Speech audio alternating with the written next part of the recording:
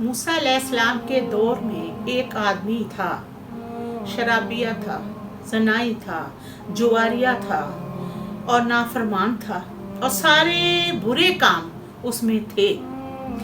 سب بستی والوں نے اسے مل کر باہر نکال دیا اور وہ چلا گیا جنگل کی طرف۔ جب جنگل کی طرف گیا، اس نے دائیں دیکھا، اس نے بائیں دیکھا، اس کو کوئی نہیں نظر آیا۔ پھر اس نے اوپر اللہ تعالیٰ کی طرف دیکھا اور کہا، اللہ تعالیٰ مجھے سب نے چھوڑ دیا ہے، تیرے پاس آنے کا وقت ہے، مجھے معاف کر دے۔ میں نے تیرے بندوں سے سنا ہے تو غفار ہے، تو رحیم ہے، تو رؤوف ہے۔ اللہ تعالیٰ تو معاف کر دینے والا ہے، اللہ تعالیٰ تو مجھے معاف کر دے۔ اس کی جان نکل گئی۔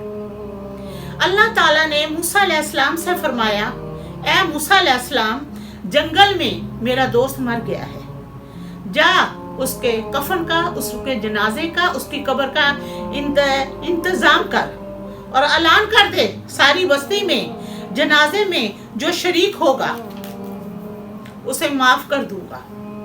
لوگوں نے جب یہ سنا اعلان، دوڑ لگا دی۔ نیکی انہوں نے کمانی تھی نا، انہوں نے دوڑ لگا دی، کیونکہ جو جنازہ پڑھتا ہے اللہ تعالیٰ اس کو بہت زیادہ نیکیاں عطا کرتا ہے۔ وہاں جب گئے تو وہاں کیا دیکھا؟ یہ تو وہی نوجوان ہے جو شرابیہ ہے، زنائی ہے، نافرمان ہے، جواریہ ہے۔ لوگوں نے کہا، اے موسیٰ علیہ السلام، یہ تو وہی آدمی ہے جس کو ہم نے بستی سے نکالا تھا، یہ ایسا ولی کیسے ہو گیا کہ ہم اس کے جنازے میں آئیں گے اور ہم بخشے جائیں گے؟ تو موسیٰ علیہ السلام نے پوچھا، یا اللہ، تیرے بندے کہہ رہے ہیں کہ یہ تو بہت برا آدمی ہے، تو میں انہیں کیا کہوں؟ تو آپ کہتے ہیں یہ میرا دوست ہے۔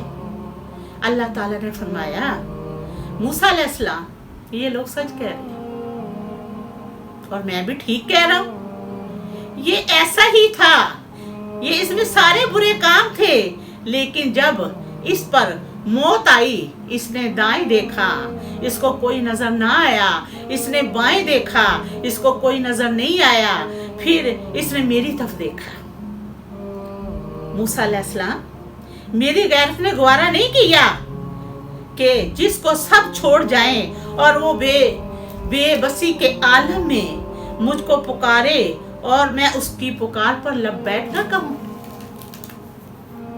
اے موسیٰ علیہ السلام، اس نے تو صرف بخشش مانگی، مجھے اپنی عزت کی قسم، اگر آج مجھ سے یہ پوری دنیا کے لیے بخشش مانگتا تو میں پوری دنیا کو اس دوست کے طفیل سب کو معاف کر دیتا۔